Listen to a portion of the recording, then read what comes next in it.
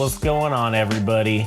Welcome back to a special collaboration episode of All Gas, No Trash. As always, I'm Josh here today with good buddy Adam. Yes, hello. And today we have a very special guest interview that we're posting up on here, and also our other interview podcast called Without Censor. So whether you're listening on Without Censor or you're listening on All Gas, No Trash, go subscribe and check out the other one and do it all, because we talk about some cool stuff. Anyways, I will let Adam go ahead and introduce this guest. Go for it, buddy. Yeah, so we are having esteemed guest Alex Andre, who is a recording artist from San Fernando Valley that I'm going to do a whole spiel. So if Alex Andre can hang on for a second before he introduces himself or, shares a few words of his own, I just kind of want to paint a picture. So back in 2019, when I was kind of getting started with music, not really knowing what I was doing with my life, but I knew I cared about music, I actually encountered Alex Andre in a few different situations, and over the course of time, I've gotten to know him in happenstance encounters. But the first time that I encountered Alex Andre was at The Smell in 2019 when Young Gatita played a Halloween show, and she dressed up as Devo, and it was a really fucking cool show where they did a few covers from Talking Heads and Devo, along with playing, some of the favorites of people, 7 weeks and 3 days. And I'm sure you can tell us about the relationship, but we'll save that for, we'll save that afterwards, after I give my spiel. But I did notice this fellow, Alex Andre, who was working his way between the front of house, if that's what it's called, where the mixing stuff is, and then eventually the stage. And that's the first time I encountered him. Sometime afterwards, around summer, I believe it was, I saw Alex Andre again at a fucking bowling alley in Eagle Rock / Highland Park, where he was putting on a show in this little space. It was like a dining hall basically. And I thought I made an enemy that night because I don't know what you did, but you basically shooed me out of the space, even though I had already paid my money to to purchase a ticket and just hang out and eventually see the music. I'm like, man, fuck this guy. But afterwards, I eventually saw you numerous times on different social media accounts, whether it was Young Gatita or perhaps some of your other friends Britta Racy, who was part of this band called Hello, It's Butter, if I'm not mistaken. And I really got an understanding of your influence, I suppose, or just your presence everywhere from in meat space or in real life, and also in a digital space via social media.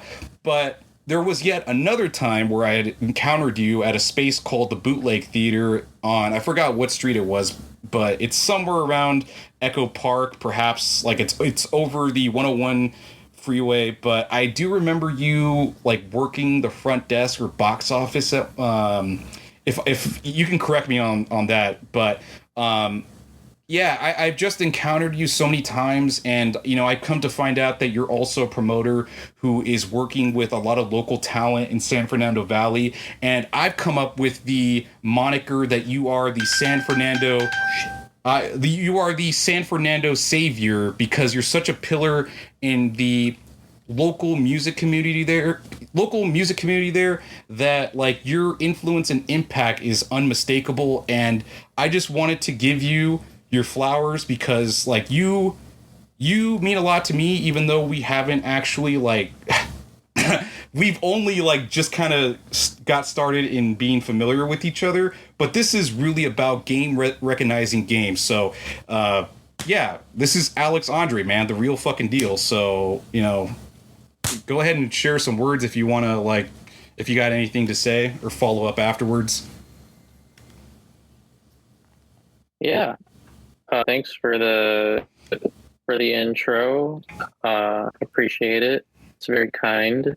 As far as the Eagle Rock thing, that's pretty funny. I don't blame you for that reaction.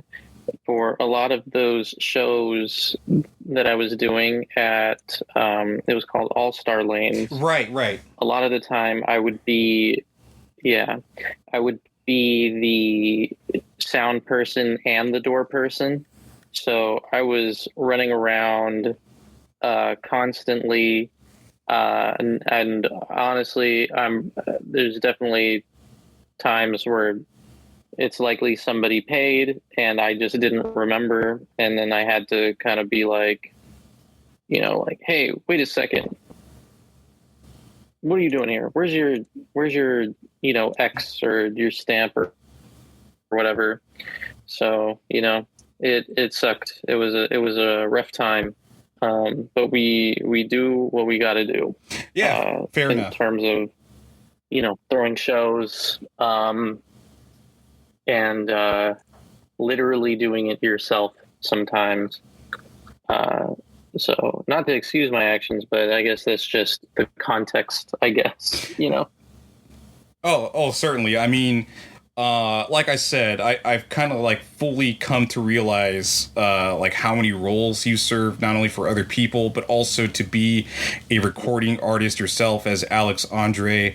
And like I said before, your catalog of music features a lot of people that have been in other projects, and you collaborating with them, most notably Britta Racy, and in more recent memory, you've done this collaboration with an artist that I'm not personally familiar with, but you made this, I guess, reggaeton / like neo perrero track with Raquelita. Mm-hmm. And I thought it was a really cool jam. Yeah. It actually kind of turned me on to that type of music where I wasn't really so privy to it. So you want to talk about some of your experiences of collaborating, if it's not Britta Racy or even Raquelita, or your latest collaboration with somebody from Tough Front. You can talk about your relationship with Young Gatita. I mean, there's a whole assortment of people that you could be talking about, but just kind of talk about your experience of being an artist and some of the people you've worked with. Yeah, I've mostly, for most of my discography at this point, has mostly been collabs. It's, I guess, for me, a way to practice being a better collaborator in general, and also wearing different hats. Like, in all of the situations you've mentioned, my involvement in all of them have been completely different. Sometimes I take on more of a production role, and I'm, my vocals are not as much in the song as, the feature is.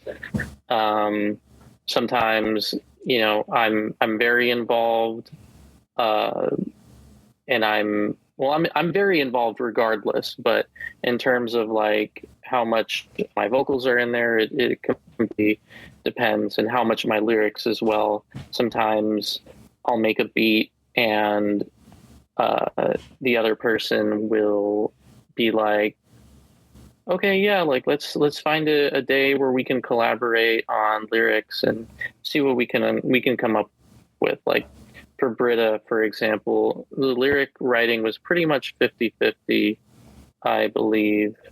But then with Raquel, we were gonna, collab on lyrics, but then, she got really, really inspired and was like, sorry, I wrote all the lyrics.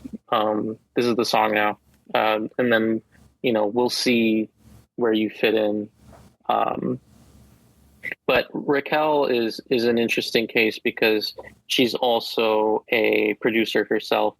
So she does a lot of, right now she's going to Cal State LA for recording, and she's done a lot of production for the students there as well.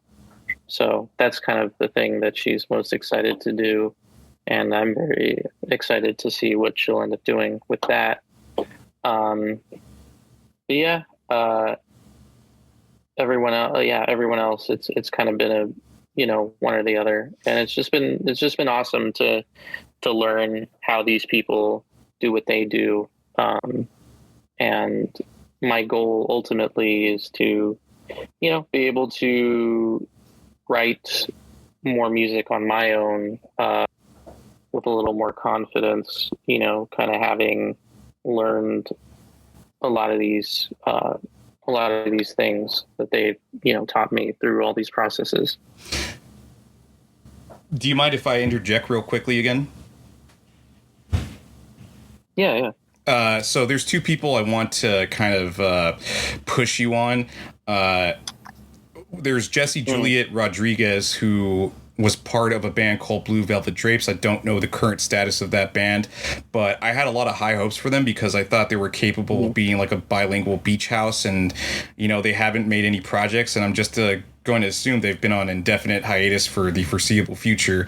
But that's somebody that you had also collaborated on with a remix of a cumbia, like a contemporary cumbia song that had a little bit of a viral moment. And I would like to talk about that relationship between you and Jessie Juliet Rodriguez, and also probably the most important one, something that I think is kind of like a really cool partnership between the two of you and friendship, is Young Gatita. Like, if you could talk about how you met her and stuff like that, because her art is featured on your cover art for your singles and stuff. So if you can talk about both those relationships, and I'll give Josh the chance to like ask any follow-up questions he would like to maybe want to ask. So but if you want to answer for those two people, I'd love to hear that. So with Jessie, very good friend, longtime friend. We've been playing shows together probably for 10 years, if not more. But that the song doing as well as it did was pretty unexpected. They have been Blue Velvet Drapes. Her current project has been on a hiatus. That would be correct. But I actually, the band came out to my most recent show just to support, and they have been they've been jamming again lately. Oh man, I'm getting excited. There may be there is very highly likely a return happening. I don't know if it's going to be under the same name. I think they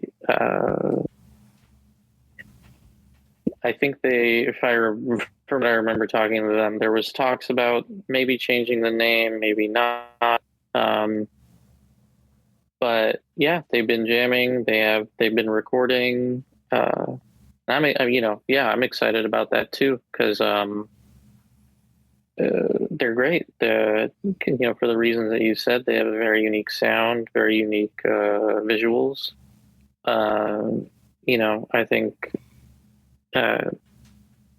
something that we were luckily able to do with our song is kind of tap into kind of that aesthetic that is a really big draw. I guess if I were to like kind of reverse engineer why the song was successful, I mean, I think cumbia is having kind of a big moment, like alternative cumbia is kind of having a big moment. But also I think Jessie herself is definitely a magnetic performer, and just a really powerful force whenever she does put something out. I want to work more with her as well. I just need to, there's some friends that you kind of just have to keep bugging over and over again to finally have your, your quarterly hang, So, and I would say she's one of those people, not out of lack of consideration, but life just happens a lot of the time. Yeah. Before you, do you want me to talk about Young right now? Yeah, I just wanted to quickly touch on Jessie real quick, because I definitely think as a performer, I don't know, man, she just gets in her own world when she starts performing, and it kind of like, dude, it changes the mood of the room. There's not many people that can do that. That when she was performing with Blue excuse me. I'm so sorry, but like the audio is kind of getting stretched out in digital. Oh, okay. How do I sound right now? It's still kind of funky right now. I don't know if it's a me thing or a you guys thing. Maybe it could be like the internet itself. Maybe like we're having an internet issue. But let me pause the recording and then see if we can like get back on track real quick. Yeah. So just to talk about Jessie once more, if that whole thing kind of glitched out or whatever, if you didn't get to hear that, Alex, I definitely think that Jessie has this unknown, intangible quality.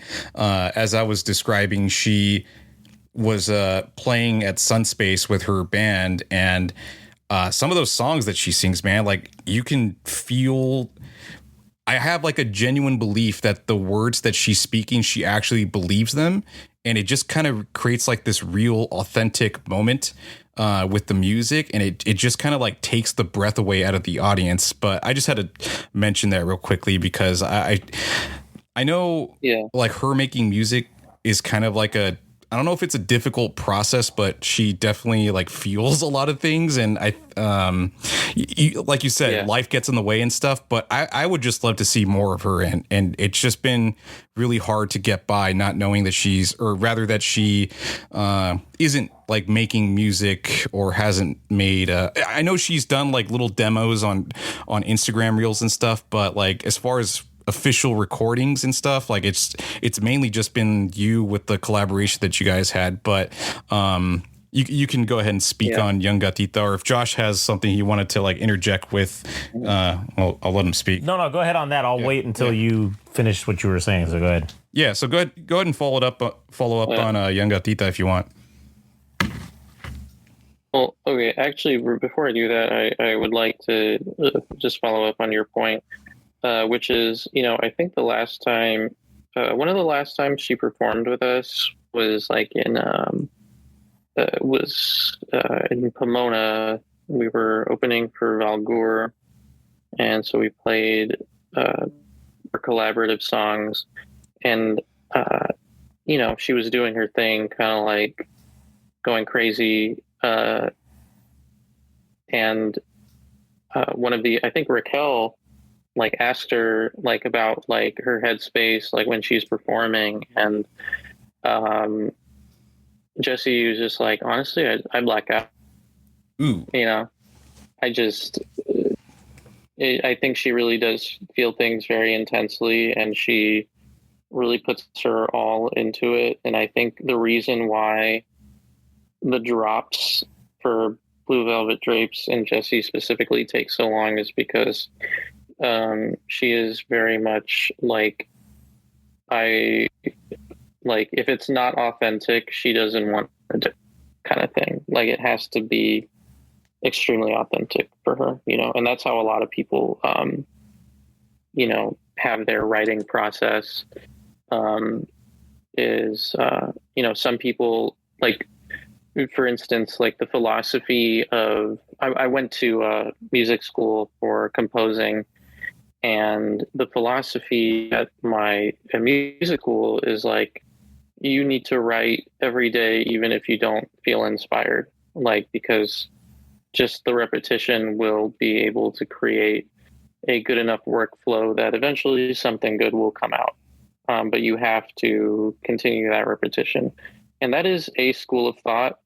Some might say it's for the purpose of lending itself more towards capitalism and having to participate as a musician in a capitalist society.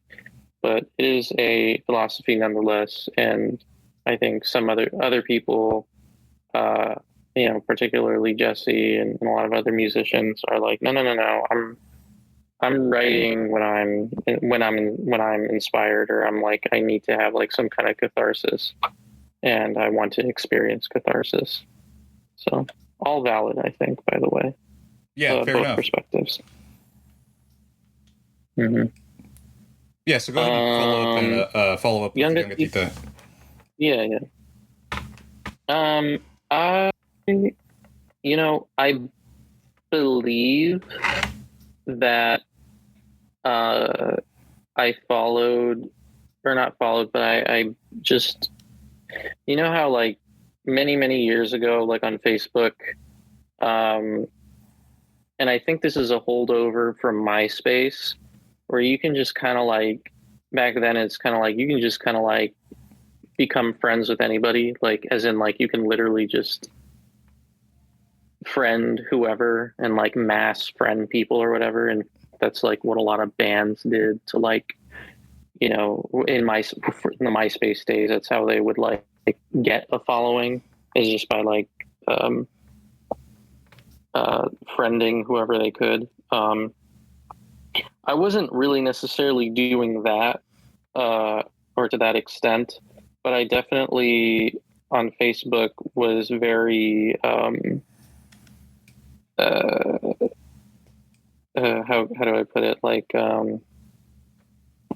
loose with who I was friending, and I believe that at one time I did friend Valentina on Facebook without knowing who they were, and then just like seeing them post like demos and just like little videos of playing guitar. And then I think eventually they got rid of their Facebook. And then that show that you're referring to, the Halloween show, was the first time that I also met them in person. And then I was like, oh, that's the person that I friended on Facebook like years and years and years ago. And,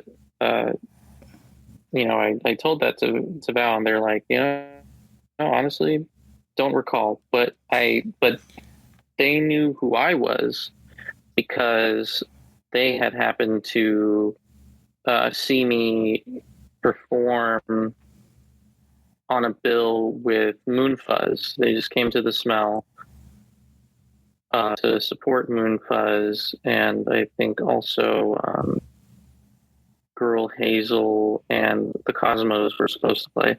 So they saw me there, thought I was cool. Then I did sound, and we said hi, and expressed that we knew each other from drastically different places.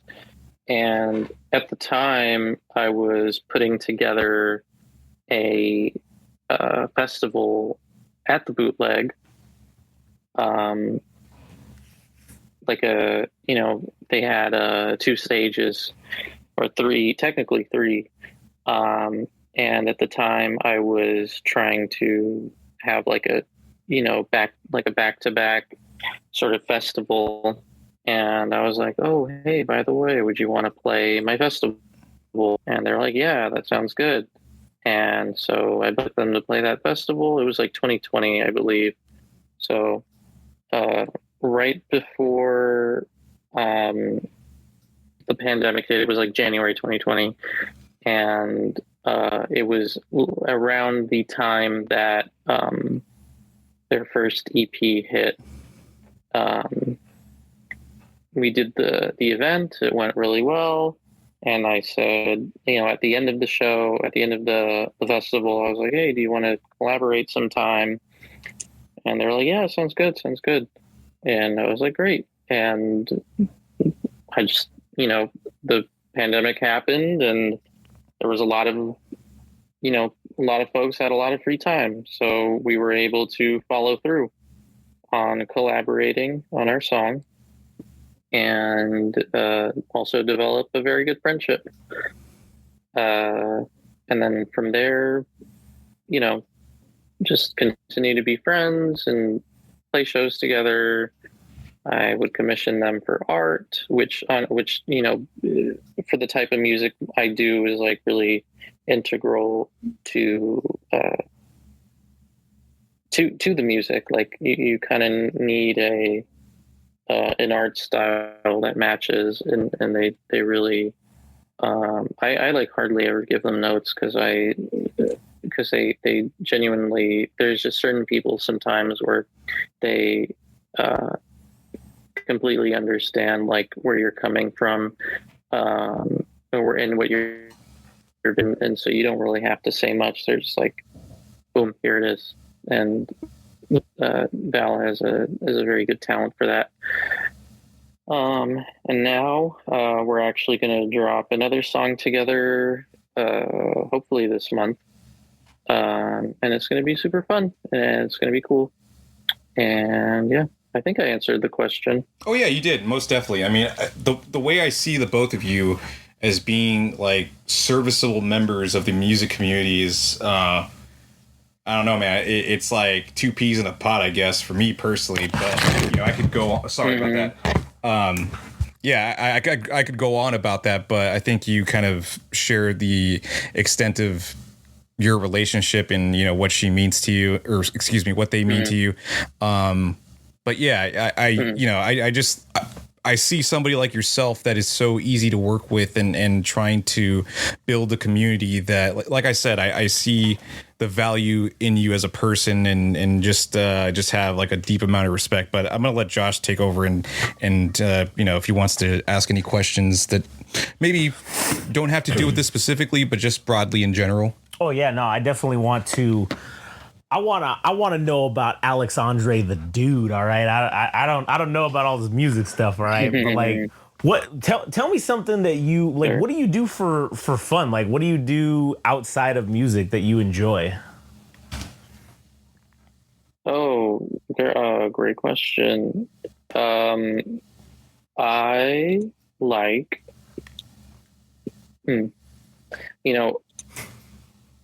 I like to eat. Oh yeah. All right. I don't. I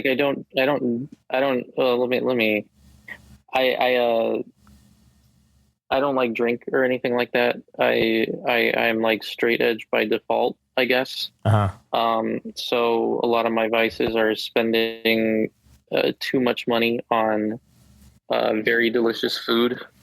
Like I'll see a like $10 smoothie or a $15 smoothie, and I'll be like, $15?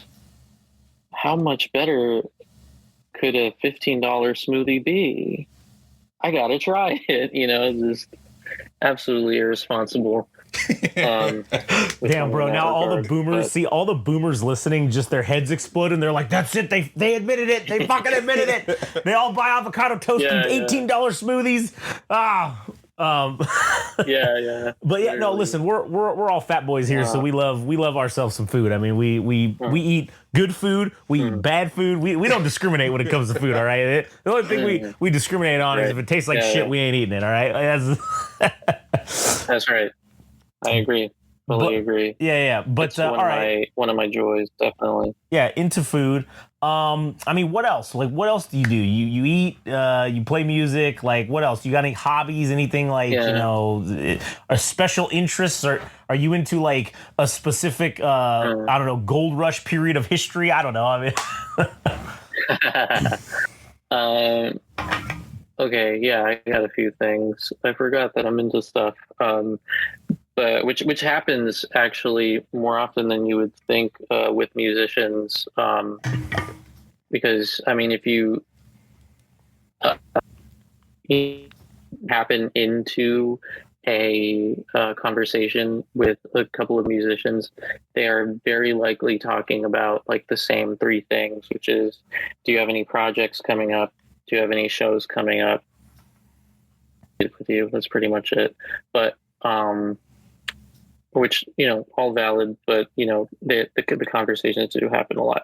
I discovered that I like to go to the club in the last couple of years. I was not a club goer, I was only a show goer, but my girlfriend really likes going to the club, and so I started going with her, and it's been fun. I like to dance. I like to be goofy in the club. Not really, you know, because I don't drink and I don't, you know, I'm not there to, you know, say what's up to anybody. It's pure, unadulterated, putting one leg in front of the other, you know, moving side to side, hips don't lie, type of vibes, you know. So I also like anime. yeah, that's what I was going to ask about, because you know, I don't know if you have like I guess an affinity for maybe video games, but I did notice that, at least to me personally, like your track with Britta Racy, it does kind of give like Jet Set Radio vibes, and I have noticed you have a little bit of an aesthetic for like 2000s core type of stuff. But if you want to talk about like anime or even video games, yeah, that's something that's kind of like stood out to me personally. Yeah, I guess in terms of hobbies, I'm an enjoyer of a lot of different media, like anime and video games, which do like inform my aesthetic choices visually and musically. So you know, I think anime for me is it's a lot stronger than video games, but because of associations other folks have made about my music, you know, to like Jet Set Radio and Persona and stuff like that, I actually did end up getting into video games because of that. So now I've played Persona 5, and I'm a big fan of Persona now, and you know, I started playing Bomb Rush Cyberpunk, which is the spiritual successor to and I've just been a lot more in touch, I guess, with what childhood me would have wanted to play and consume, because back when I was 13, I wanted to play a lot of video games and all this stuff, but my parents decided to give me a guitar instead, and they thought to themselves, oh, if we give him a guitar and he becomes, you know, productive, he'll forget about video games and just want to do other stuff. I don't know. And they were correct at the time, but it kind of what actually ended up happening was it turned into an obsession to want to try to actually make it in music, which was, you know, worse than me being into video games. So, you know. All right, I got to follow up and ask. Unfortunate for them, you know. Right. I'm sorry, you can hear me, right? Hello? Yeah. Okay, cool. I did want to follow up on the interest that you have, because I don't know, man. I kind of got a feeling I have an idea of what clubs you've been hanging out at. Bar Sinister, I don't know where the fuck that is, but I know of it, and it seems like something that you or your girlfriend would kind of be up your alley. And I forgot the other thing I was going to ask about, like anime, but yeah, is that a club that we would find Alex Andre at? Yes. Brittany and I go there, not as much as we used to, but we definitely will go there every so often. A good friend of ours DJs there, so it's a treat to, watch her do her thing and dance to it. It's a cool club. It can be dicey sometimes, but that's kind of like any other, like that's like what I've learned is like kind of most club experiences, especially the less alternative they get, the more hostile it can be, I guess. So compared to like more mainstream club, Bar Sinister is a lot cooler. Yeah, because yeah. I've actually also go ahead. Sorry. Oh no, what I was saying, when I think of clubs, like the first thing that comes to mind is people doing ecstasy in the bathroom and then, like just fucking rubbing on each other and just doing crazy shit. I'm not a club guy, so like, but that's what pops into my head. So it's funny when you say like, oh yeah, well, you're a straight edge by default basically, and obviously you're not there for none of that. So I was just thinking like, God damn, what do you do? Oh, that's right, you dance. That's what everybody's supposed to do there, but instead everybody just ends up doing coke and fucking ecstasy in the bathroom. But yeah. Sorry, go ahead. Yeah. And my girlfriend has seen unspeakable horrors in the bathroom, most definitely. I don't use the bathroom there. That's honestly, I don't that's think a smart, I've used it a single time. Yeah, that's a smart choice. I would definitely be staying away from that. Yeah, and I mean, to be fair though, it's like hard to get into the bathroom to begin with. Like the line is pretty fucking crazy. Yeah. But good. Oh no, go ahead. Yeah, if you want to finish your thought. I was just gonna say, like I've watched bands play there, and I've watched and discovered some cool music.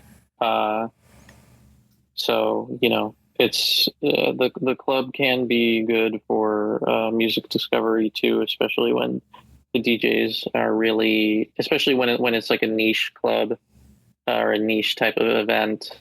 There will be some gems for sure.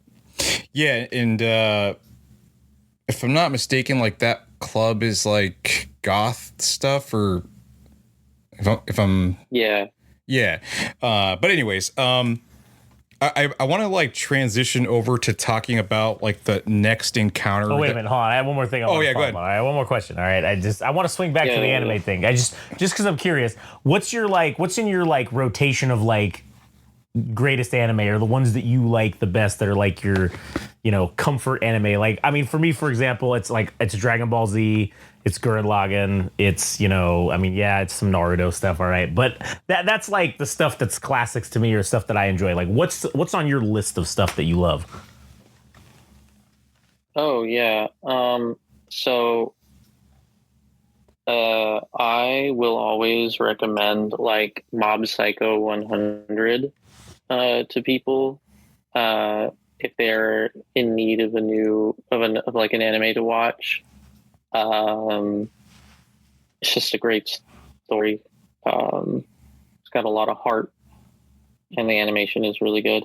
I've been really into Dorohedoro lately.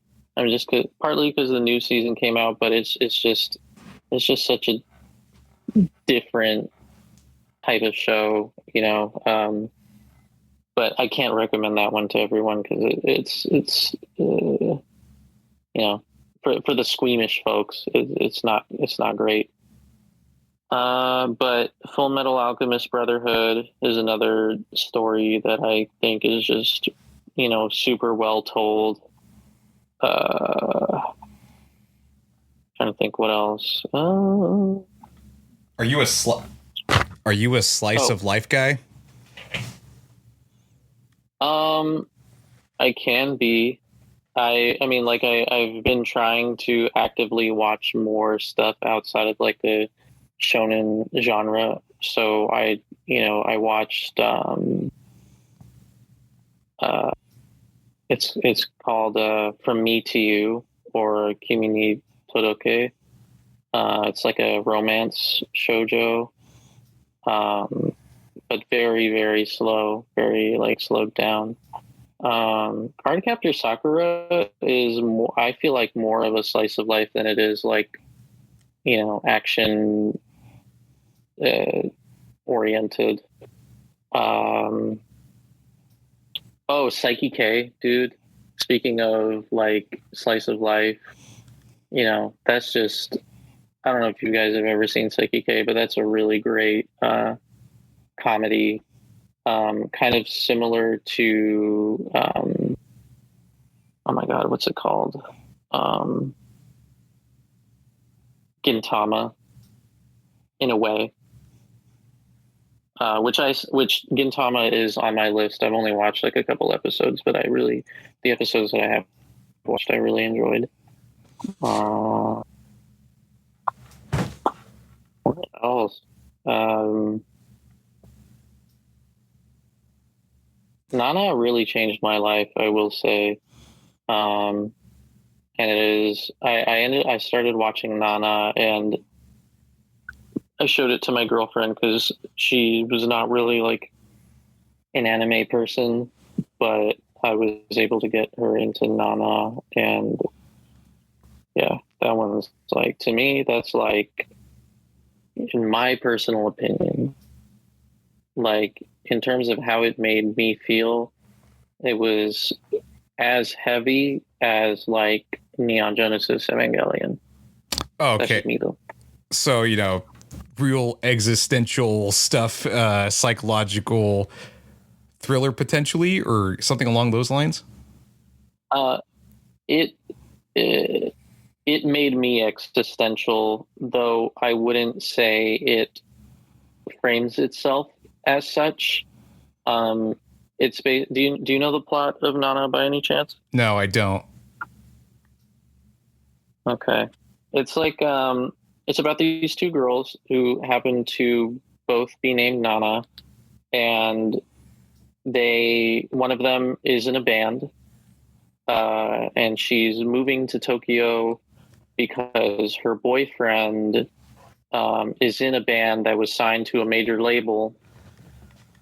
He was in her band initially, and then he quit to be in this major label band.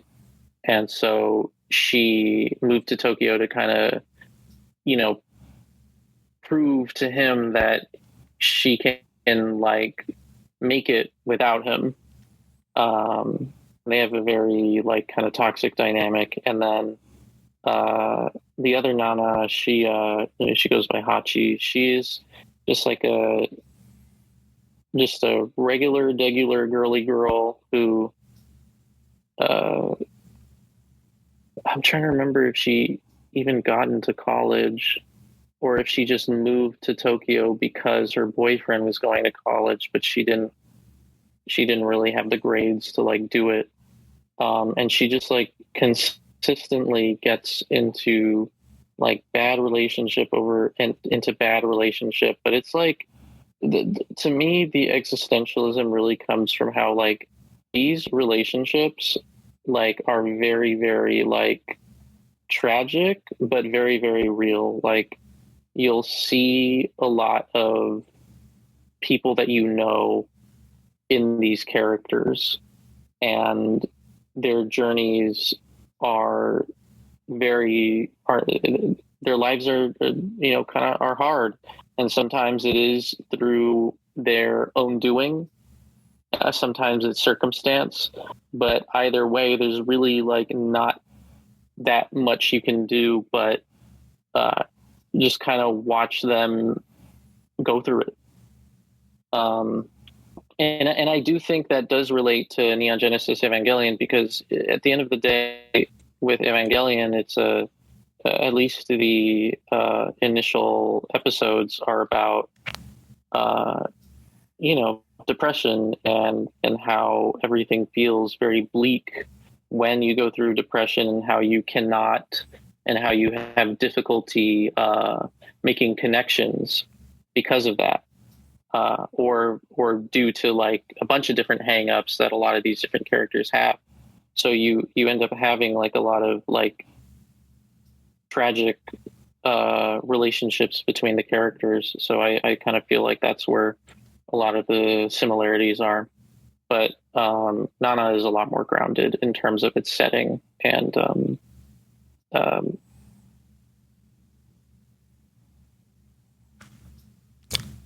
Oh, is it cool to interject? Hello? Hello? I'm not hearing anything. All right, hold on. I'll pause the recording. All right, hold on a second. Go ahead. All right, so we had a little bit of an issue with the sound. The Discord call ended up hanging up, so I just wanted Andre to finish his thought. Yeah, just essentially, Evangelion deals with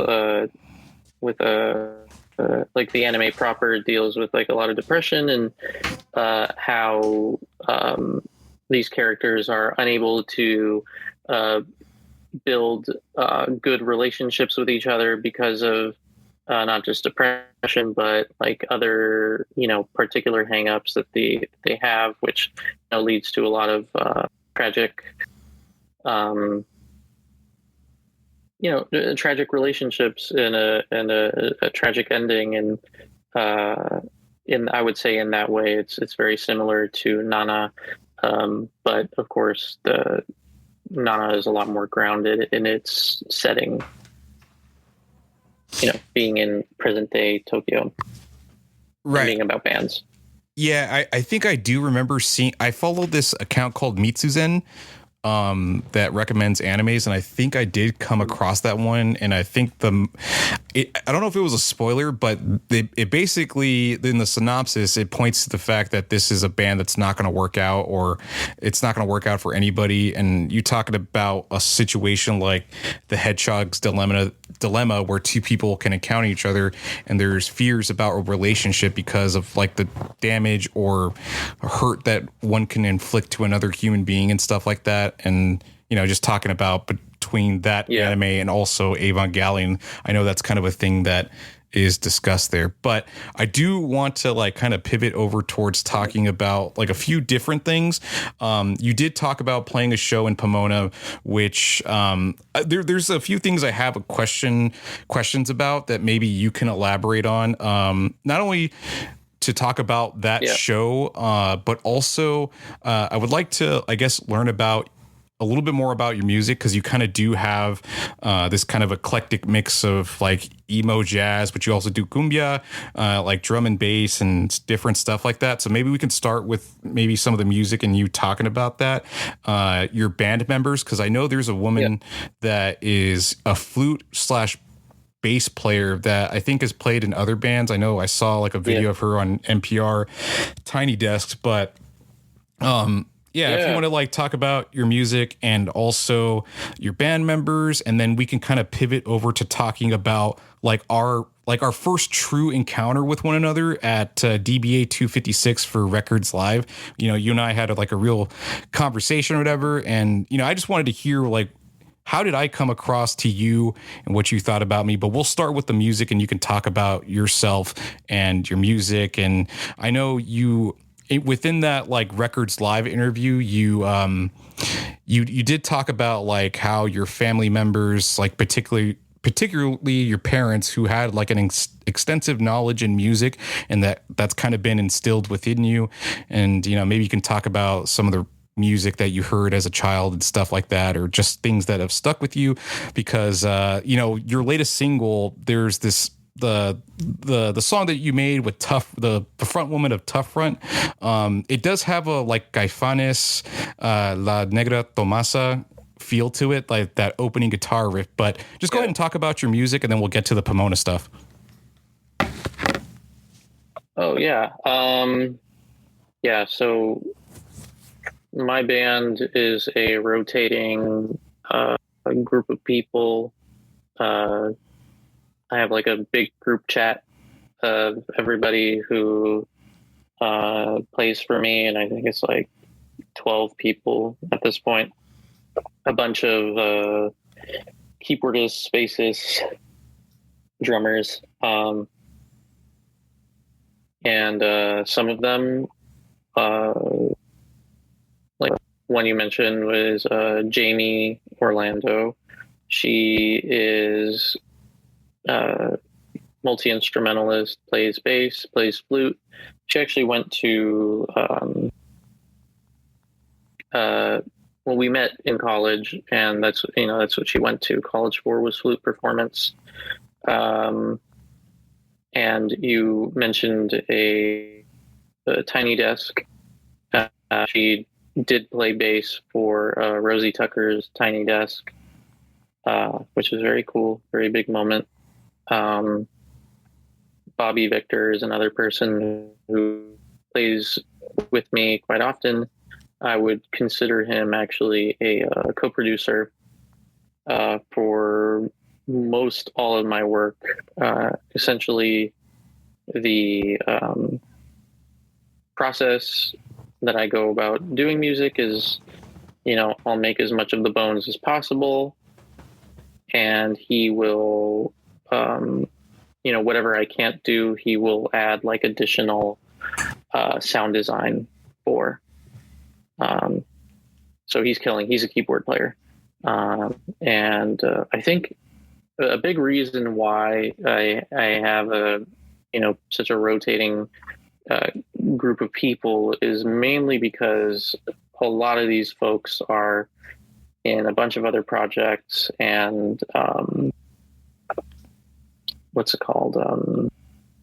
They're hired guns for like a lot of stuff. So I do feel pretty grateful when they're able to, do stuff with me. Like, I'm about to go on tour in end of July into early August, and we're stopping where we're stopping partly because Bobby had to start doing rehearsals for another tour that he's going to be on with Dweezil Zappa, which is very cool for him. And yeah, I mean, I could go on and on about every band member's like cool accolades. Right. But I'm not. Am I getting to where you want to? Oh no, yeah, that was question that you were asking. Or? Yeah, that was perfectly sufficient. I mean, I just wanted to know about a few of the band members, because I know the Top Hat guy is like wicked cool to to have. Oh yeah, that's Bobby. Yeah, he's a real fixture in your band, and Jamie, who's somebody I'm familiar with just through you. I mean, not that I met them personally, but just wanted to talk about them real quickly. But there's definitely two things or a couple things I want to touch up on. Obviously, you and I met. I was motivated to go to this Records Live thing that I've gone to a few different times, but I have never gone to it before, but I was like, I'm going to go meet this dude because I think this dude is really interesting and I wanted to meet you in person. How did you feel about our personal encounter, our very first conversation? Because you and I kind of have exchanged words on Instagram briefly here and there, but that was I don't know. I'm just kind of curious to know how that night was for you from the other side. Oh, it was great. I mean, I appreciated the in-depth questions. I think it's cool that you think a lot of, I guess, the inside baseball of music, especially as somebody who doesn't really, most people who are privy to the knowledge that you find are people who are whose job it is to know all that stuff, because it's their job to, either be a fire or somebody in management or somebody in in booking or some kind of label thing. So It's I think you're very unique in that way, and it's fun to talk to somebody who has that specific perspective. Yeah, I appreciate So that. I was chilling. I was having a good time. Yeah, I was actually having a lot of fun as well. And, I was curious, like, how the whole Pomona thing, like, for you to go from Records Live to do this interview, I mean, shortly afterwards, or maybe it was before, Young Gatita was featured at Records Live at some point that eventually led, not that they were directly related to her, directly related to one another, but she did eventually go on to play Above the Bridge, the festival at the Pomona Fox Theater. And for yourself, like, you went on to play this show at the Cathedral, which is a brand new venue. And I'm sure you had the opportunity to meet Galo Gavan, who is the talent buyer, who was the former talent buyer for the Fox Theater. So I was just curious to know, what was that experience like to play that venue? And also, what was your experience, if there was one, to encounter Galo? If you wanted to share thoughts on that. Yeah, I'm not really sure at what point he became aware of me. It might have been when I was booked to play the Cathedral for the first time with Young Gatita. But it was not through his doing. It was through Frowny Face Records for putting the event on. Yeah.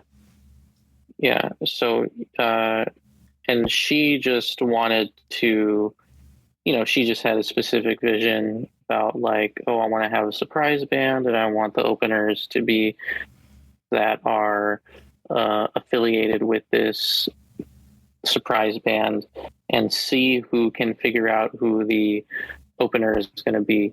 And I think I think that was very much a perfect for someone like you who likes to make those connections. I don't know if it clicked to anybody else as fast as it did to you. But yeah, it was a fun time. I actually don't even think I met Gallo at that show, but he followed me after that. And you know what? Actually, I remember now how I came across his existence. I mean, a lot of this is all just very, very, like, it's all not necessarily coincidental, but very much like just small world. Just people are gonna all kind of converge in one place at one point or another. Basically, I have a friend who does front of house at this, like, at a bunch of different venues. They also do, like, tour management for smaller bands, and front of house, like touring front of house. But so my friend Julian, who lives in Riverside and does sound there's this auditorium in Riverside called Riverside. Do you know what I'm talking about? Yeah. Riverside Municipal Auditorium. Yes. Yeah. So Julian,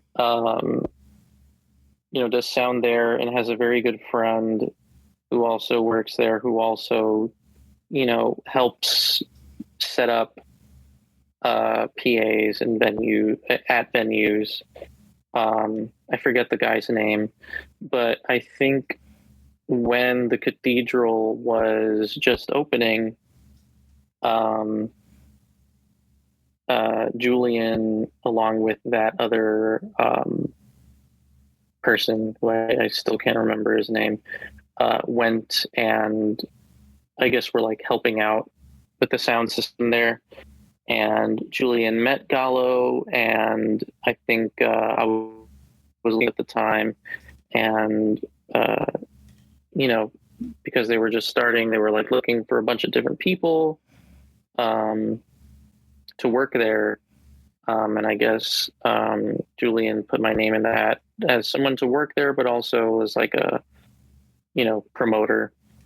So I think Gallo was aware of me before the Frowny Face show, but, Gallo just like followed me and we didn't speak to each other. And I had no plans to do anything at the Cathedral because, I don't really have that many ties to the area. Mm-hmm. But it was nice, to kind of to at least have that introduction. And he and I only met after I asked to open for Valgur way later on. So, and that was just, the Cathedral announced that Valgur was playing and only had one opener.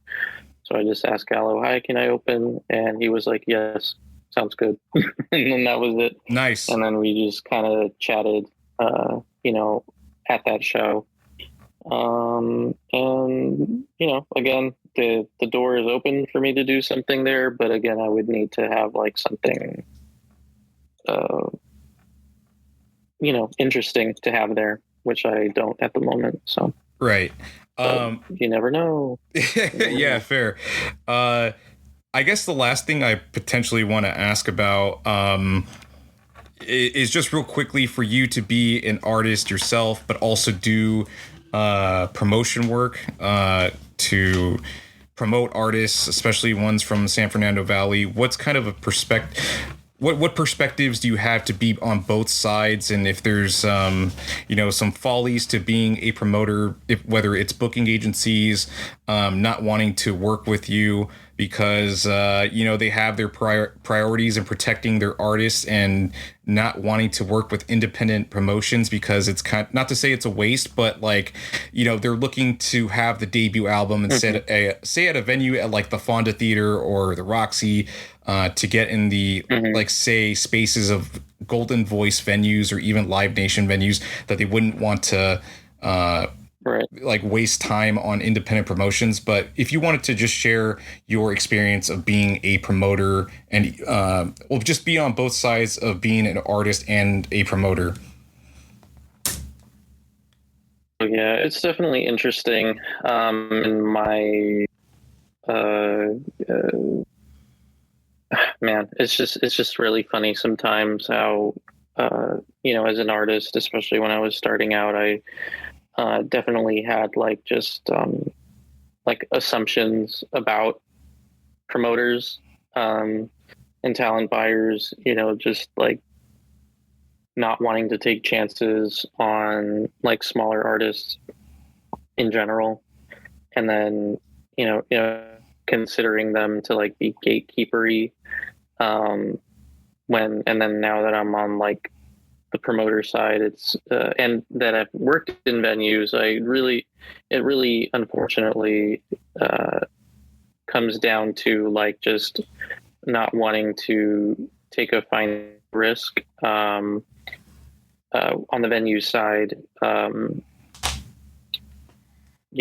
which is creates a catch-22 for a band, because obviously, and this is only speaking on smaller bands. I'll speak on bands that are represented shortly, but you have a catch-22 with smaller artists who it's how am I supposed to get a bigger audience if I can't play shows, and how am I supposed to play shows at these places if they're expecting an audience? I don't know. I feel like I could have worded that better, but essentially it's venues expect an audience. If the only way I can get an audience is if I play a show at these venues. So it's tough, and obviously that's where DIY comes in, and building from the ground up. And this is also pre having this perspective was also pre TikTok, and going viral was a much was a lot less frequent than it is now. But even then, venues have been burned by, viral bands that were artists that, they might have had like a viral song or something, but that doesn't necessarily translate to, tickets in the door. As far as working with booking agents, it's funny because every booking agent's priority is different. I spoke with a booking agent the other day about, how they feel about independent promoters. And this agent was like, honestly, sometimes I prefer a promoter because a promoter is more willing to take on the risk of like a bigger guarantee than the venue is. So it really depends on your priorities. So if a booking agent is just trying to extract more money for an artist, then it might be better to, get $1,000 guarantee from a promoter who is really passionate about the band versus, talking to a venue directly and having to deal with, a crap deal, or not get a guarantee, right? Some booking agents, they care more about the band's perceived prestige and who they're playing with, and that's I've learned to let go of that. I remember I was like trying to throw another festival at the Terragram a long, long time ago. And I had asked this booking agent if this artist could play, and he was very, wishy-washy about whether it could happen or not. And eventually he said no. And, years later, that same band is headlining the Terragram, and I couldn't help but just think like, y'all could have done this way sooner, if you had just gone with me, Yeah. So I don't really know, but they want to do things a certain way, right? I mean, I guess if I had to put my booking agent hat on, I would think, okay, well, I'm being asked to headline like a 7 or 8 band festival. How much of that is going to go to the artist? Like, how much could we reasonably get versus if we wait, take our time, and then get the money ourselves while only having 2 other bands on the bill, right? I think, and especially, unfortunately, I think that me affiliating with a bunch of different niche genres is a good thing, and what makes me, stand out as an artist and as a promoter, because my musical philosophy is kind of similar to my promoting philosophy. But unfortunately, others, don't really see it that way. They want their artists to play with other artists that they know it's just going to be a perfect cross-pollination, no risk type of situation, Right. And again, I just kind of have to let it go. I have to, take a deep breath, exhale, and just move on, Yeah. Yeah, no, I think it's, you kind of bring up an interesting point with some of the stuff you're saying about, I mean, Adam and I have talked about this before, where it's very difficult to find in the music industry and even like in just entertainment in general, someone who usually an artist doesn't understand the business or the economic side of it. And usually someone on the business or economic side doesn't get the art behind it, right?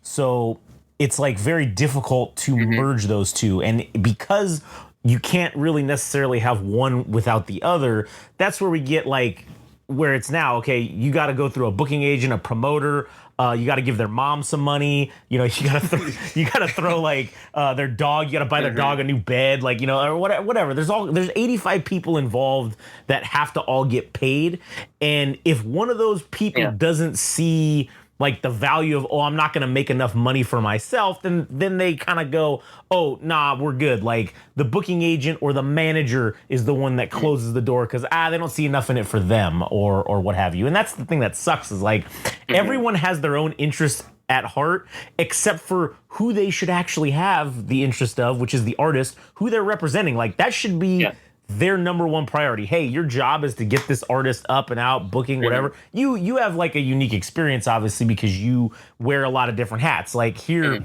you know, with this whole thing that we're doing, it's like we're the talent. We're also the financial guy. We're also the advertiser. We're also, you know, we kind of do wear a lot of hats like you do. So that's something that we've discussed before about how it's like, it's just difficult to find someone who gets both sides of it because, you know, like I said, it's just that thing with like a lot of artists. Like, you know, you were talking earlier about an artist. I forget who it was, but they have that like, okay, they got to be inspired or whatever, right? Well, the economic and the business side doesn't get that. Like, I don't get I'm not saying I don't get that, but the business guy's like, hey, I don't understand why you can't just make me a goddamn album and get it going, and you know, just get your shit together and make me the album, right? That's what they want. But then like, you could do that and you're going to put out some bullshit and it's going to suck. And then, okay, it ain't going to make no money anyways.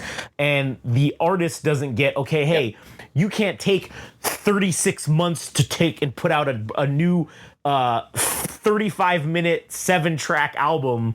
And it took you 3 years to do that. Well, you know, hey, we got shit. We got to make a little bit of money here. We got to do something. So like, it's that weird balance, I guess, right? Of the art versus the money. And that's one thing that sucks is like, you can't make the art. Cause obviously like you got to make money, right? Like I don't know if you do this full time or if you got to work like a regular day job, but you know, someone who's fortunate enough to where, hey, cool, like they can do this full time or whatever. My friend is doing it again. I apologize. Oh, okay. Hold on, we'll pause it. All right, sorry, we had a little like, you know, technical difficulty, but anyways, we're back. So yeah, it's finding that balance of the art and the money, and like I was saying, I don't know if you do this full time or not. With the multitude of hats, I would imagine that.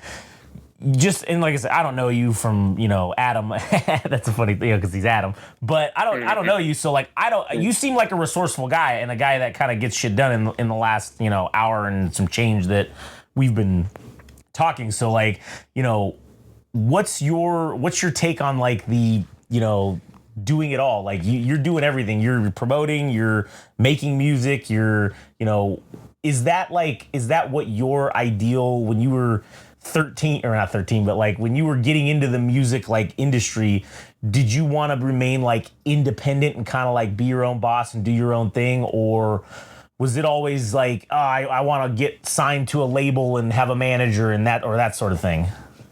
You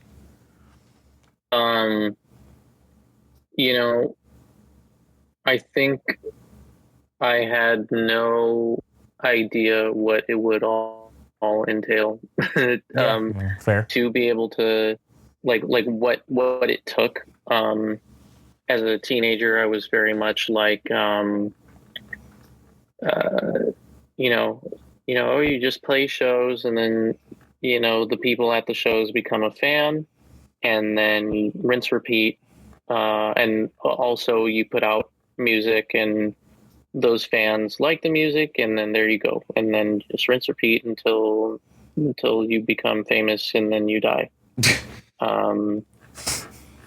Now it's, you know, as I started, you know, throwing shows, or even before throwing shows, I realized like, damn, like I don't know how to get one.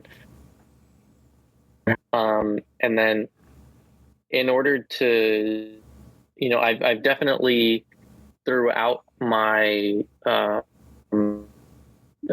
career doing this, I always think to myself like, oh wow, wouldn't it be nice to have like this person do all this stuff for me? And it really, I've never been presented with the opportunity to have somebody like that. So it's all just like like it's all in the abstract, I guess, to think of having somebody represent me in like either a booking or a management capacity. So, and because I've been doing it myself for so long, I kind of can only see myself doing this in the DIY kind of way. Like, I think I'm at the point now where if I were to have like management in any capacity, I would have to it would have to be somebody that I know that I would be super, super aligned with, because, again, I know how to do it myself. So if you're, not doing it, if you're not doing a good job, or if you're doing things that are what I believe are against my interests, then I'm going to know very, very fast,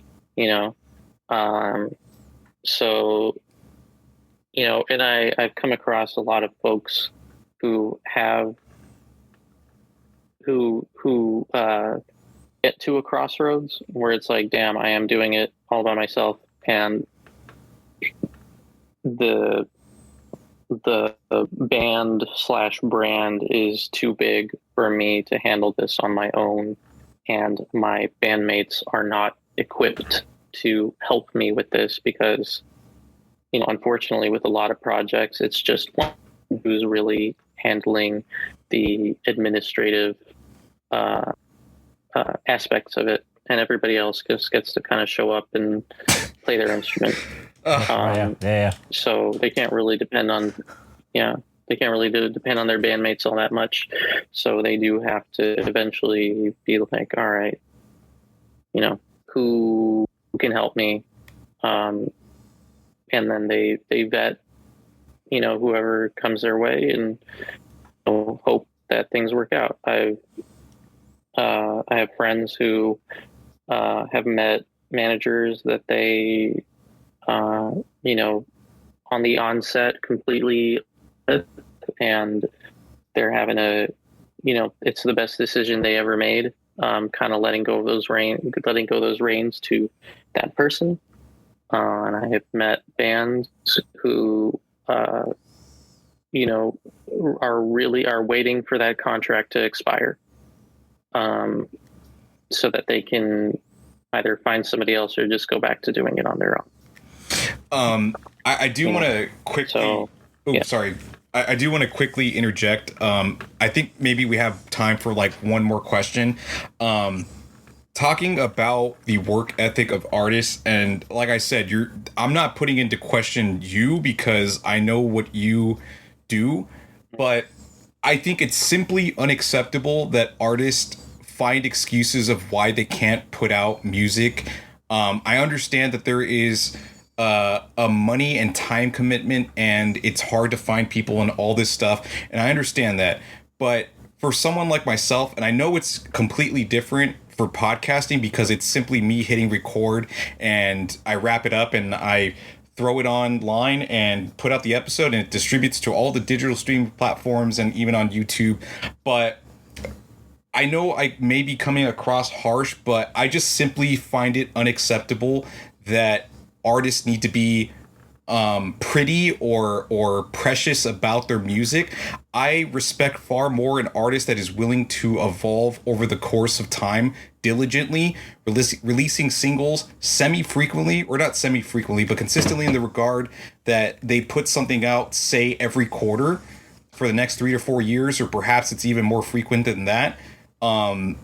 That being pretty about certain ideas and never actually getting around to releasing that song because it's not perfect, I say fuck all that. Like, there's episodes I'm not proud of, but I don't really give a fuck, because I know that it could yield better results if I just throw it up than absolutely zero with putting up nothing. So I don't know if you have any thoughts to share about that, or what Josh, if he has any opinions on that, because he is a recording artist as Millennial Frog.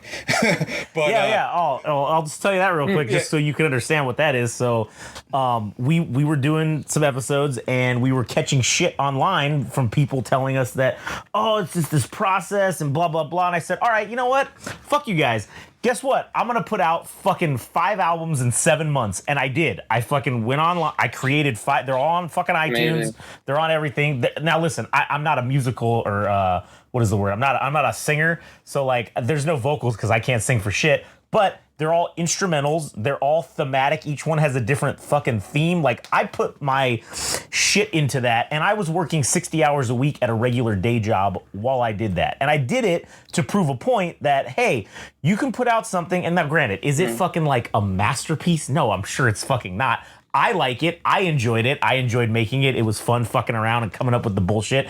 I mean, there is one album that's literally all about jerking off. It's called 30 Second Master, and like every song is 30 seconds or less, and they're all some pun about jerking off, and like that was the one fuck. So technically, I made like whatever 4 albums in 6 months or whatever, because that one, I don't know if that one really counts, but I did it. I went and said, fuck it, I'm gonna sit down, I'm gonna inspire myself, and I'm gonna come up with some shit and do it. And it happened.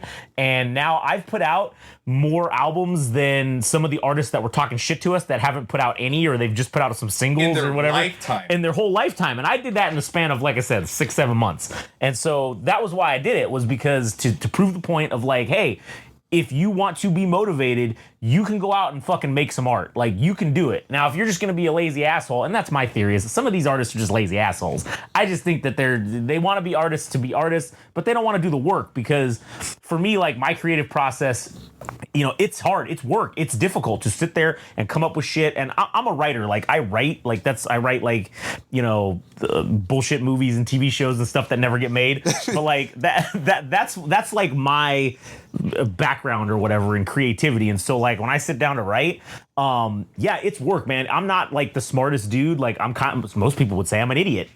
You know, but I do what I can to like force myself into that space, and more often than not, forcing yourself to do it really like that school of thought you were talking about earlier about like, oh, whether you're inspired or not, just sit down and write music or whatever, right? Like, there is something to be said for that, at least for me. And everyone's creative process is different, obviously. But if I force myself to sit there and do something, eventually I will create at least one good thing that's like, oh man, this is good, I got to put this in something, or come up with an idea, or what have you. And so that was my little story about doing that. And you know, it was a fun time. And yeah, I haven't done shit since, because I'm a lazy asshole. Yeah, the specific person that it was regarding was Lana Mack, who works for Cosmica. I don't give a fuck. I'm gonna name drop. And it was a call out because her husband was a DJ, and his name's DJ Rubase. And we challenged him. We fucking challenged him to record a fucking single. Yeah. And Josh said, oh, I'm gonna put out like 4 or 5 albums before this guy does anything. Yeah, and he still has yet to put out the fucking song. And I hope she listens to this, because yeah, it is a call out, man. Yeah, hey, but we're friends. We're friends. Yeah, we're friends. Yeah, we interviewed her on the Withouts on this podcast. Yeah, but she could be potentially sworn enemy Lana Mack. She could turn into sworn enemy Lana Mack. But yeah, we did that as like kind of as a joke, but then it turned into like, nah, fuck it, why not? Let's do it, and then just make it happen. And again, that's what happened. Yeah. So, anyways. Sorry, go ahead. Yeah, so you have any thoughts to share about that, to push back and say, you guys are fucking stupid. You don't know what the fuck you're talking about. But here's the thing. Like I said, I have put out podcast episodes for 3 straight years, week to week, where I'm finding new artists like frequently. And like I said, man, it's such a shitty excuse to be precious about anything, like in any regard. But you have your chance to rebuttal that. And my last question to you is talking about the landscape of Southern California. Let him rebuttal it for. Let him talk. Okay, all right. Sorry, go ahead. No, you know, I think I mean, yeah, like I said, there's earlier that you touched on. There's couple of different philosophies, and I also think it has to do with like scale is like a context. Like, for instance, Frank Ocean, right? I think it makes more sense for us as collective fans to put more pressure on a Frank Ocean, right? Than, like, I don't know, a local artist that, you know, for all intents and purposes, may not exist, or like in the next few months, or may redefine themselves in the next, you know, in the next however many months or years. Like, you know, there are people who were fans of like my old band, that don't like this project at all, and are like kind of, or were vocal about it. Sorry, I'm trying to be succinct here. But it's like, you know, I guess, like, I just don't understand why they would want more from me from a project that, you know, I don't even like relate to anymore, for instance. And it's like three people that were passionate, you know, and I appreciate their passion. They were passionate like in high school, and I appreciate their passion at that time. But, you know, I also have people who are currently passionate about what I'm making right now. So while I was in like that transition phase of having one project over this one, like I don't really feel compelled to sweat about that, you know. Because again, it's like I'm not a big artist even now, you know. If I chose to you know, stop tomorrow, which I won't, but if I chose to, then, you know,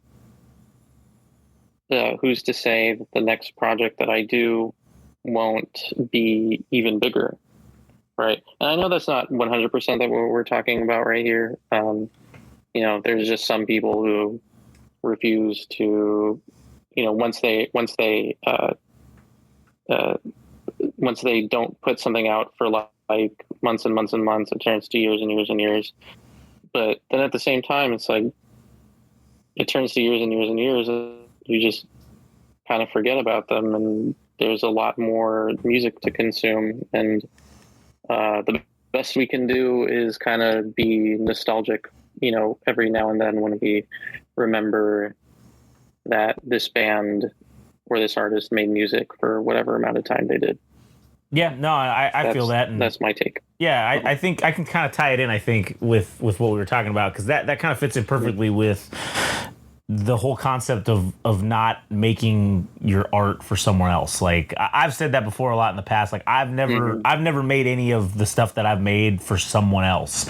I've always done it for me. And that's kind of the beauty of and I'm sure you can relate to this because you are a do-it-all DIY, you know, one-stop shop, right? Is you don't have anybody crawling down your neck. You don't answer to anyone. You can literally do whatever the hell you want. And that's kind of like the punk rock attitude, I guess, for lack of a better term, that we take with our stuff, is like we don't take orders from anyone. We literally do what we want and say what we want, and there's literally no one going to tell us what we can and can't do. And there's like a freedom to that. And yeah, sometimes that freedom has a cost where, yeah, you're not going to be a multimillionaire. You're not going to be, you know, this humongous artist, but you can still make a living doing it. It's not something that you have to like bow down. I always used to call my like our regular day job slavery, because like I just feel like that's what it is. You're doing some shit that you don't want to do, you don't care about. You're just there for a paycheck. And I think with some of these bands that have been out there and some of these other artists, like they got into it for the wrong reason. They were trying to hey, I'm semi decently talented at something, like, oh, let me go make what I think is going to be the most popular thing. And then that comes off as maybe disingenuous, or it kind of sucks because, they're doing it for the wrong, I don't know, reason, I think maybe is what's behind it. And then, yeah, they just fall off because they just go, fuck, I didn't make any money. I guess we're not going to put anything out. And so kind of to tie it all back in, I do think that, when it comes to doing it yourself, doing it on your own, that's, the path less beaten, but I think that's the better path. I think that, like what you're doing is admirable. I think that you being out there doing this shit all by yourself, and I can tell you from experience and having, done kind of the same stuff, not on the level with music as you, but with other things, it's not easy. It's not easy being your own promoter, being your own manager, doing this, doing that, doing everything. It sucks having to run the financials, and like you said, having to rely on someone in the band that, they're just there to show up and play their instruments and move on, right? That pissed me off when he said that, and he said he's the only one that takes responsibility for administrative stuff. It's so self-serving to be like coming into a band and be like, oh, what's in it for me? Like right out of the gate, to know what the pay rate is, and just walk away and say, oh, I don't have anything else to do with this other than I'm on retainer to play for this band and shit. Not to say that to anybody specifically, but I think when it comes to equally shared responsibility in a project, it should be an equal burden to everybody, and it should be a responsibility of everybody to, and maybe it doesn't necessarily play out that way because you're kind of like the main focus in your band or whatever, and everybody else is just kind of support, and it's fine in that way where people just want to know their role and that's the end of it. But in other instances where it's a collaborative project, say for you, when you do collaborative songs where it's equal parts yourself and another singer or another producer, that it should be the equal responsibility of the promotion of the song, not only on yourself but the other person. So I don't know, there's certain things that like rub me wrong about that stuff, but anyways, you were going ahead. Yeah. Oh yeah, I was just saying too that at that point, when like what you were saying about the guy that shows up just to play bass or whatever, let's just use that as an example, right? He's like, oh, I'm just here to play the bass. Cool. At that point, your ass is an employee, all right? You just shut up and do what I tell you then. If you don't want to fucking... And that's where we run into problems too, with people that they want to have a creative influence on something, but then they also just want to show up and do only the things they want to do. And you're like, okay, man, well, like, if you just want to show up and do what you want to do, that's cool. But at that point, you're an employee. You don't really get a say in where this is going or what it's doing. You're just here to shut up, do your work, and get going. Then if you want to be treated like an employee, then that, hey, that's how we're gonna do this. And that's what sucks too, is like, and that's why like a lot of these projects fall apart, because it's creative differences. It's probably shit like that, where it's some guy who thinks he's not getting paid enough, or he's not getting enough credit, or he's not getting enough whatever, instead of just being there to support the art and do, a literal contribution, especially at the beginning of a project. It's like starting a business. Every time you start up a new band or a new project, you're literally starting like a new business from scratch, with new people, new roles, new responsibilities. And it's like you being the guy who's kind of like putting everything together. It's like you're the CEO.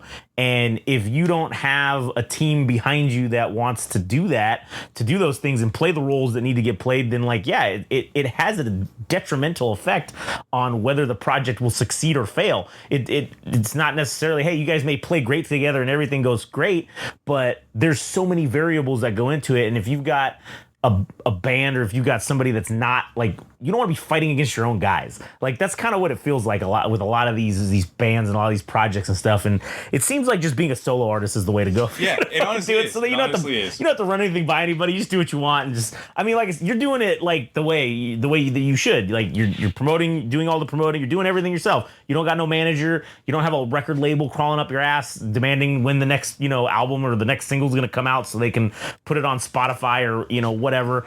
And like I was saying, that is admirable, and that's some shit that, like, I think we definitely resonate with that type of mentality, because it is a mentality. And like, it's having the motivation to, like, when you work for yourself, it's like yeah, you can't just, okay, cool, you can't just fuck off all day and go jerk off and play video games and fucking, eat pizza and do whatever. You got to sit down and actually do some of the work.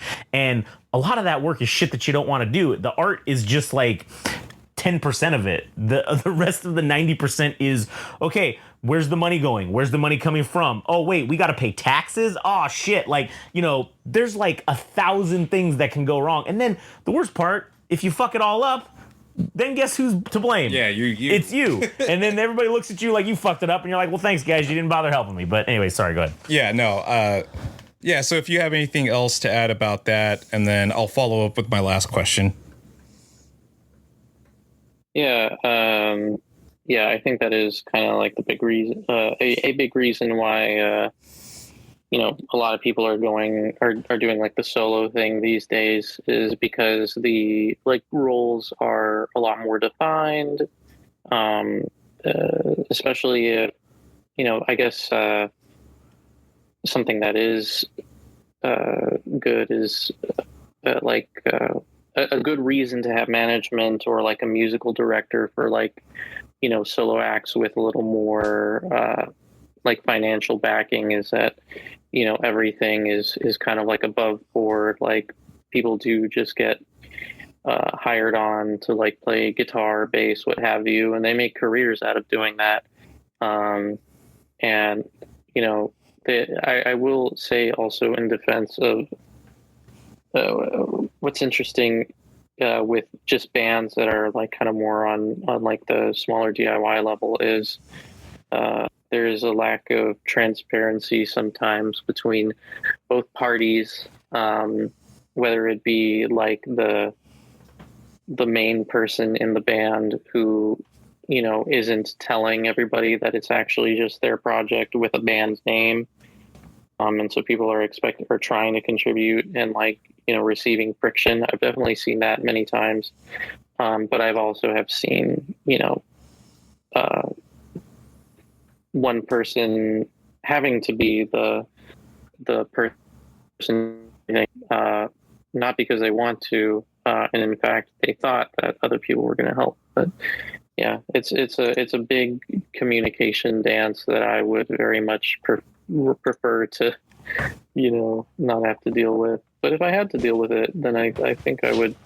I'm at the point now where I would, be very clear, and I would encourage folks who are starting bands to like be very clear about what everybody's roles are in terms of who's doing the creative output and who's doing the back end sort of stuff. Sweet. So the last question I wanted to ask is, for somebody like yourself that is not only a participant, but also an observer, both being an artist and a promoter, what do you make of the Southern California music landscape as an artist who potentially wants to collaborate with other artists that perhaps you have never met, but you have kind of been scoping them out and think they're cool and love to play shows with? If there's niche pockets of music that you think are interesting, or perhaps in the promoter side, you're seeing some rising acts that are sticking out to you. So I leave you that question, and I would love to hear what you have to think about, I guess, the music community here in Southern California, or perhaps even at large around the world. So go ahead. What's so funny is I thought that TikTok was an app where you would meet people like kind of outside of like your outside of your radius of influence, like outside of Southern California, for instance, and meeting a bunch of different new people from a bunch of different places. And it has certainly been for me, but I'm actually really surprised at how many people from Southern California that I've become like friends with because of TikTok. Like I didn't meet them through shows or through word of mouth, but like just algorithmically, the algorithm said, hey, Southern California guy who likes math rock, here's another Southern California band that plays math rock for you to check out and then potentially become friends with. It's just I don't really know what to make of that, if the algorithm is just scary like that, or but it has been a blessing in that way, at least, where I've met some really cool people and become friends with them because of that. I'm trying to think if I, like, for example, like Stereosity, I helped. They're from like Orange County, and when I met them, they were like, they had like a few thousand followers on TikTok, and just really crazy good like guitar work, and I offered to like throw them some shows because they had never played shows. They're super young. They're like, well, they were like in their teens when I like met them, like 18, 19. Now they are in their 20s and have representation, like a booking representation, and like we just did a show together. I didn't promote or anything. I just opened, and they were able to like draw like 170 people on their own within like a span of a couple of years, and it was like really cool to kind of be like a part of that process just because of the algorithm like put us together. And also it's as far as like niche stuff that I've been into, I mean, it's all as far as that goes, it all just kind of surrounds like the music that I make. Like I've been really interested in trying to find artists who also have a similar aesthetics as me, not necessarily this like the same sound, though I have been finding artists with similar sounds. And I want to like create a scene with all of these artists that I'm finding, and I've been very lucky that more often than not, these artists have been like very receptive to like wanting to, play shows with me, and sometimes collaborating on like music. A lot of it is just like, very like anime themed, video game themed, like in particular, also randomly algorithmically, I met this woman named Celine through TikTok who does this thing called cyber jazz, which I would say is like it's like trip hop and like jazz hop kind of mixed together. And you guys are going on tour together, right? It's very cool. Yes, that's right. And she has like a network of friends who like make similar music to me, and I've met some of those people. Like there's this guy named Seno who does like hyper pop covers of like 2000 songs, and he's really crazy cool. And Spine Crusher does like really cool like emo breakcore type stuff. I've been into a lot of that, and it's been very cool that I've been able to find that here in Southern California. And it is generally a testament to how I feel like LA in general. Ooh, shit. Hold on. I lost you for a second. Hold on. Yeah, can you speak up real quickly? Yes, can you hear me now? Yeah. Okay, cool. Sorry, I was using my AirPods and they were dying, but now they're alive. But anyway, yeah, just it's such a testament to like how you really can find, like LA is so big that you really can find big enough audience here for like any niche thing. I had like a mentor, he was a mentor and a guitar teacher for me, who I loved this band that he was in. They were called Big Move. Only find their stuff on YouTube now. But he then ended up like being a producer for like a bunch of different artists. Most recently Chanpan, which is fucking crazy. Oh yeah. But then when he was my back then when he was my guitar teacher, I think he was like working on like he was like a minor credit on like To Pimp a Butterfly, and he was just telling me because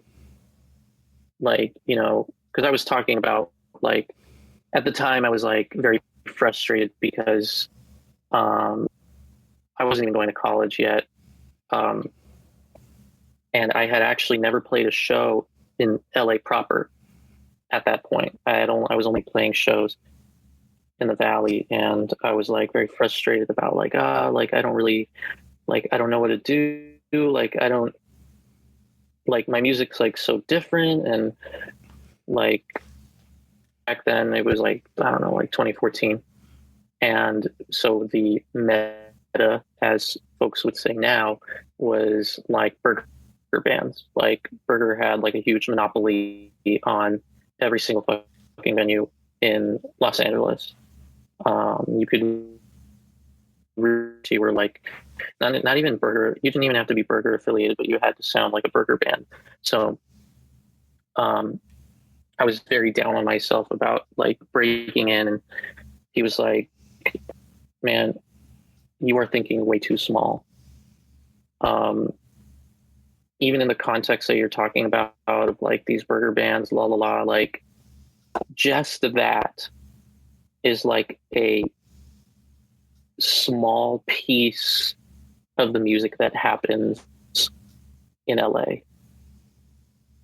And you really need to think about that, how there's people making music that are like filling rooms that you have never even heard of. And that is true to this day. And I always end up being surprised by like some band that I never heard of just exploding or having like a fan base, whether it is organic or manufactured, you know. So that's always been a cool, to me, it's a very cool facet of LA and Southern California music. It's just how big it is and how you can really like create a career out of anything, or out of any style, and make friends with people for whatever style. So I've been, especially as a promoter, a lot less concerned with trying to like have the biggest show ever, and more concerned with building the biggest community that I can of the music and culture that I am particularly interested in. Yeah, fair enough. Is there any other part of that question that I didn't answer? No. I think you answered it pretty eloquently, and I think we're reaching the end of the interview, and I just want to give you a quick thanks for taking time out of your day to come on and speak with us lowly podcasters. I mean, I self-deprecating or whatever, but yeah, sincerely, I really appreciate you taking time out of your day to hang out with us for a few hours and just chatting us up about not only your own personal experiences of being an artist and a promoter, on top of the many other things that being an artist entails or being a promoter entails. and talking about some of your friends in your community. It's been a real pleasure, a real honor to have the San Fernando savior, Alex Andre, on the All Gas No Trash podcast / Without Censor podcast, our interview podcast. But if you are to be watching this, it's more likely on the All Gas No Trash podcast on YouTube, because we have more of a following on that. But yeah, man, it's been a real pleasure talking to you. I made it clear that I didn't come in with notes, and I hope it was to your satisfaction that we had a meaningful conversation between, all parties involved. Like I said, I felt like it was going to be a cool interview to talk, to wax poetic on, just music in general, between you and I, game recognizing game, man. But yeah, just thank you so much for being on. Yeah, of course. And it was a good time. Oh, good. And I will say this too. We are gonna put out San Fernando Savior T-shirts though. So we're fucking stealing that if you haven't been doing that, because that's genius. Yeah. All right. So we'll just hang around for a bit. We'll talk afterwards, but we're gonna go ahead and wrap up this episode. All right, cool. Well, thanks. Well, no, let him pimp his shit. Let him put shit, man, my bad. Yeah, my Jesus bad. Christ. Sorry, dude. Adam is, he's Adam. Yeah, right? yeah. I'm not so anyways, we'll give out your Instagram or whatever the hell you want people to follow you on, because I don't know, TikTok, Facegram, I don't know, whatever it is. Yeah. Shoot. Yeah. My Instagram, I am not Alex Andre. Is MP3, I think. Hold on a second. Hold on. You were getting a little bit choppy. Yeah. So if you want to just repeat all that before all your plugs for your social media, try it again real quickly to see if it starts, because it was like kind of becoming a little bit choppy. So just go ahead and repeat, all your plugs and stuff. Yeah. I am not Alexandre on Instagram, alexandre.mp3 on TikTok, Alex every streaming platform. And I have a show on July 23rd as my freaking oh my god, thinking July 23rd at the Woodbridge. It is going to be my tour send-off show, as well as a documentary about DIY in LA premiere. So if you're interested in sending me off, or you're interested in finding out more about DIY in LA and some of the stories of the people who are involved in it,